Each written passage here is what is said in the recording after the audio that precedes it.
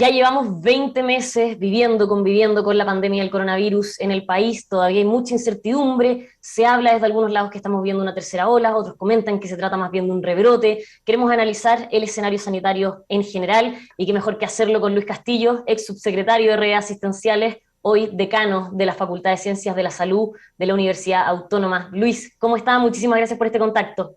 ¿Qué tal? Buenas tardes. Muchas gracias por la entrevista y por el tiempo de poder conversar estos temas. Luis, muchísimas gracias a usted. Y bueno, partamos analizando quizá a grosso modo para después ir hablando en particular de estos 20 meses de pandemia. Estamos viendo un aumento en los casos. El ministro París todavía no quiere hablar de tercera ola, dice más bien que se trata de un rebrote. Otros ya hablan de tercera ola. ¿Usted cómo lo está viendo? Mira, yo creo que lo que luego de tener una primera ola y una segunda ola con dos picos, lo que estamos viviendo ahora, creo que es una tercera ola de contagios, de casos activos.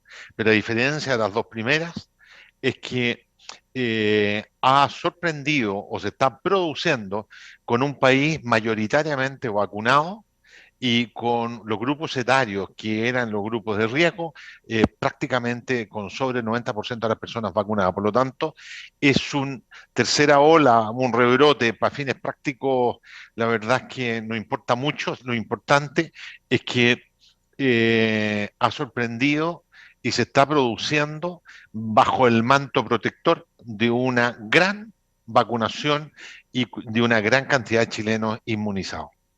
Considerando ese factor, que claro, es la gran diferencia que tendría esta ola con las anteriores, ¿qué proyecciones se podría hacer de su duración, de cuánta gente va a afectar, si es que hacemos el paralelo con las otras? Claro, cuando uno mira la experiencia internacional, se da cuenta en aquellos países que han tenido un proceso de vacunación parecido al chileno, es que han sufrido tercera ola, eh, que es una tercera ola más de casos activos que de casos graves que requieran hospitalización en lugares como cuidados intensivos. Por lo tanto, lo que uno debe esperar en Chile es que todavía tengamos un número de casos activos bien importante, sobre los 1.000 casos en los próximos días y probablemente 10, 15 semanas, aun cuando se ha venido ralentizando y se ha disminuido el incremento en muchas regiones del país. Pero yo espero que esto esté por arriba de los 1.000, 1.500 casos activos, por lo menos esta semana y la próxima, y con un aumento en número de casos que requieran hospitalización en camas críticas durante los próximos 10 días. Pero es totalmente distinto a lo que vivimos en la segunda ola, donde hubo una ola fundamentalmente de casos muy graves que repletaron los cuidados intensivos tradicionales del país. Entonces, ¿descarta, por ejemplo, que veamos cifras en torno a los 3.000 contagios diarios o en esa magnitud? Yo personalmente creo que no va a ser factible ese escenario. Cuando uno analiza las cifras, región por región, uno se da cuenta que hay muchas regiones que han enlentecido el número de casos activos en forma semanal. Es como que llegamos al plató y hemos empezado en algunas regiones a reducir. Yo estimo de que esto debería estar entre 1.500 y 2.000 casos durante los próximos días, pero bajo ninguna perspectiva llegar al número de casos críticos y graves que llegamos en la segunda ola, en esta etapa de evolución. Bueno, Insisto, esto es producto de un manto protector de la inmunización y de la vacunación. Creo que ha sido fundamental para tener estos resultados. bueno, y obviamente ese manto protector ha sido clave, como usted menciona, pero todavía hay al menos 1 millón de personas que no se han vacunado, otro millón que todavía no tiene la tercera dosis. ¿Qué se hace? Esa es la gran pregunta que en el fondo todas las autoridades, también los expertos, se preguntan como cómo convencer o cómo lograr que finalmente estas personas vayan y se vacunen para aumentar este manto protector. Bueno, cuando uno analiza el número de casos que están conectados a un ventilador mecánico en los cuidados intensivos, prácticamente la mitad son no vacunados o con esquemas incompletos, eh, que es una cantidad no despreciable de casos. Ellos están en un profundo riesgo de morir cuando hacen alguna enfermedad por coronavirus pulmonar muy grave o severamente comprometido a ambos pulmones. Ahora, ¿cómo convencer? a aquellos que no creen o no se han vacunado, yo creo que este es una remirada a todo lo que significan las comunicaciones y los fundamentos que hay para sobrellevar aquellas impresiones que tienen muchas de estas personas con las vacunas que no tienen sustento científico alguno en las cosas que habitualmente se dicen y que en el manto general las vacunas actuales, las vigentes en el país, son vacunas seguras, de mucha calidad, y el sistema sanitario chileno tiene una estructura que permite hacer seguimiento, fiscalización y detección precoz de algunos efectos laterales, que los hay, para tratar de resolverlo. Yo creo que aquí hay un tema de confianza, eh, un tema de seguridad y de fidelidad. Pero vuelvo a repetir, las vacunas chilenas que están en uso en Chile son vacunas muy seguras, de alta calidad, que está siendo conducida y la inmunización por personas y profesionales de alto nivel de especialización con un sistema de control y fiscalización que permite resolver todos los problemas asociados a las vacunas debidamente en el tiempo. De Y, ahí que pido y que vacunar a los niños cuyo grupo etario están sobre los 6 años, los que están autorizados por la autoridad sanitaria, y vacunar a aquellos todos en que sabemos positivamente que es un factor de contagio, que es un factor de transmisión de contagio, especialmente para aquellas personas que están en más alto riesgo, que son las que tratamos de proteger de la mejor manera posible. bueno, más allá del tema de la vacunación y de lo que las personas hagan finalmente con eso, con las dosis o incluso ponerse la primera, está todo el tema de las medidas sanitarias. Y claro, con 20 años, ojalá no, 20 meses de pandemia, ya las medidas un poco se han ido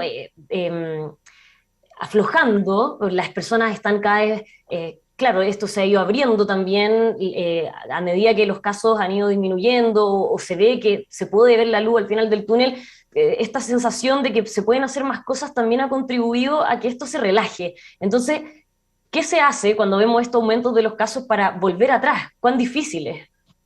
Claro, sin lugar a dudas se ha perdido la percepción de riesgo o se ha reducido la percepción de riesgo de la población chilena. Y esto porque hubo un momento de contagio de casos activos muy bajo. Y por el avance de la misma vacunación, que ha tenido un efecto positivo, pero también ha tenido un efecto negativo en reducir este efecto. Cuando uno mira también la experiencia internacional, se da cuenta que en aquellos países donde la percepción de riesgo se ha reducido, ha habido un aumento de los casos activos.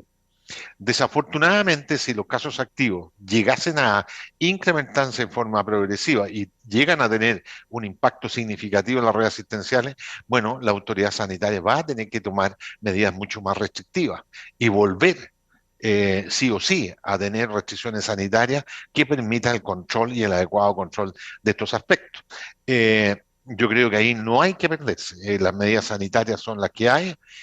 Si llegado el momento estas se justifican, la autoridad tendrá que sopesar el momento y la intensidad de las maniobras restrictivas, cosa que en estos momentos creo que no es absolutamente innecesario, más que allá de recomendar que la vacunación y las medidas sanitarias y la percepción de riesgo debe tener y ser parte de la vida activa de todos los chilenos para las reuniones sociales, para las clases en las universidades, etcétera, etcétera, que permitan mantener y respetar en la medida que esto se haga. Yo estoy seguro que los casos activos van a disminuir drásticamente y vamos a llevar una vida más normal. O sea, en el fondo ve que hay pocas posibilidades, más allá de si esto sigue aumentando, esta ola, por ejemplo, volver a cuarentena. ¿Es posible con la sensación ya de las personas del día a día, de la normalidad? Yo creo que si es necesario, si hay un fundamento sanitario profundo, si hay un aumento de los casos sanitariamente activos, si hay un incremento de las hospitalizaciones y hay que tomar una medida restrictiva, bueno, habrá que comunicársela al país, a la región, a la ciudad, para hacerlo de común acuerdo, de manera que se entienda cuál es la orientación de estas medidas restrictivas. Pero eso hoy día no es necesario. Pero si llega el caso, la autoridad sanitaria tendrá que tener la sabiduría para comunicar en forma adecuada e intensificar las medidas restrictivas en protección de los grupos más de riesgo. Luis, y respecto a las medidas sanitarias que estamos viviendo todos los días, independiente de la fase en la que estemos, por ejemplo, el uso de mascarillas, ya hay varios que plantean que esto podría eliminarse en lugares abiertos, en las calles, algo parecido a lo que hizo Argentina. ¿Eso qué le parece? Mira, si uno se atiene estrictamente a la evidencia que hay una, tal vez la evidencia más potente que existe en el mundo es que el uso permanente de mascarilla en lugares cerrados, bajo techo, en permanente contacto con otras personas, es la medida que reduce los contagios en forma muy, muy significativa. Ahora, en la medida que haya una inmunización masiva o esté en espacios abiertos, la verdad es que el contagio disminuye drásticamente. Y creo que eventualmente allí en espacio abierto uno pudiese dejar de usar mascarilla. Sin embargo, hay un tema cultural y un tema educacional, que el uso de mascarilla eh, se empieza también a relajar en espacios más cerrados frente a determinadas circunstancias. Y ese es el temor que hay y que ha sucedido en muchas partes también y ciudades del mundo, en donde inicialmente la autorización para usar mascarilla en espacios abiertos se traslada rápidamente a espacios cerrados y se transforma en una rutina. Esto lo que no debemos hacer en nuestro país. Es decir, el uso de mascarilla en espacios abiertos está bien, pero en espacios cerrados o en contacto con otras personas, creo que es un elemento primordial, tan Y entonces, importante como la vacuna. y entonces para mantener ese hábito y que, claro, no se termine reflejando una posible liberación de la mascarilla en el aire, al aire libre en los lugares cerrados, ¿usted cree que la mascarilla nos va a acompañar quizás por muchísimo tiempo más? Yo creo que la mascarilla va a ser parte de nuestra vida rutinaria, como ha sido la vida rutinaria en países asiáticos antes de la pandemia, en que el uso de la mascarilla era prácticamente una obligación cultural, educacional frente a determinados cuadros respiratorios. En Chile debiéramos incorporar la mascarilla como un elemento rutinario de nuestra vida activa, especialmente en los contactos internos o en los lugares donde potencialmente puede haber un aumento de la contagiosidad del coronavirus. Eso aunque superemos Hasta la pandemia. hasta que tengamos fehacientemente pruebas demostradas de que esta pandemia se ha transformado en una endemia y pasemos a otra fase de control de la enfermedad. Bueno, hemos estado hablando todo el tiempo, más allá de las medidas sanitarias o del aumento de los casos, de la percepción de riesgo de las personas. Claramente, como esto ha ido evolucionando favorablemente, no estamos empeorando o no estamos tan mal como lo estuvimos en su momento, las personas se sienten más libres, hay más permisos. ¿Cómo ve usted la percepción de riesgo en general de la ciudadanía chilena ante esta pandemia? Yo creo que la percepción de riesgo a la comunidad chilena se ha ido reduciendo progresivamente. Hay cada vez más la sensación de que esta enfermedad o importa poco o está más controlada. Por lo tanto, la liberación del uso de la mascarilla, el distanciamiento físico, pasa a segundo y a tercer plano. Pero cuidado, este virus es muy traicionero. Se producen contagios muy fáciles, especialmente la cepa delta que tiene una contagiosidad muy elevada y la percepción de riesgo. La comunicación del riesgo es un elemento fundamental que hay que preservar a ultranza para tratar de controlar de la mejor manera posible y en el más corto tiempo posible los contagios. Desafortunadamente, hemos visto algunos ejemplos de personas muy importantes, legisladores, que han dado un ejemplo de cómo no hacer las cosas sanitariamente adecuadas. Y anoche mostraba a la prensa cómo se elude un control sanitario, personas que tienen responsabilidades directivas muy importantes, cómo se hace caso omiso a las recomendaciones sanitarias frente a un probable contacto estrecho, aun cuando tenga un PCR negativo, que eventualmente puede ser positivo en unos días más. Eh, Uno dice, oye, ¿qué pasa con la gente más común que ve estos ejemplos en forma absolutamente contradictoria? Yo creo que aquí hay que apelar a la responsabilidad y a la coordinación y a las consecuencias sanitarias de esta medida que creo que son muy, muy importantes. Bueno, me imagino que la crítica que hace es por lo que sucedió ayer en la Cámara de Diputados, cuando se estaba esperando que dos diputados en particular llegaran para poder votar la acusación constitucional contra el presidente. Exactamente, y uno que venía con dudas o sospechas y que por los antecedentes que he visto entró por una puerta, en fin, en donde no pudo tener contacto con personas de la autoridad sanitaria. Yo creo que esas cosas no pueden volver a repetirse, menos con legisladores y menos con personas que de suyo son un ejemplo y deben ser un ejemplo para el país. Ahí, ¿qué pasa con esa señal? Claro, no vamos a hablar en particular de lo que se estaba votando ni de la discusión en sí, sino que esta señal de que finalmente el diputado Sabac, que era uno de los que había tenido un contacto y debería haber estado al menos en cuarentena preventiva, como dijo la Seremía de Salud, por lo cual ofició a la Cámara, terminó entrando por otra puerta. Desde el mundo de la medicina, en su caso, ¿qué análisis se puede hacer de eso? El análisis que se hace uno al mirar esto es que las medidas sanitarias importan poco.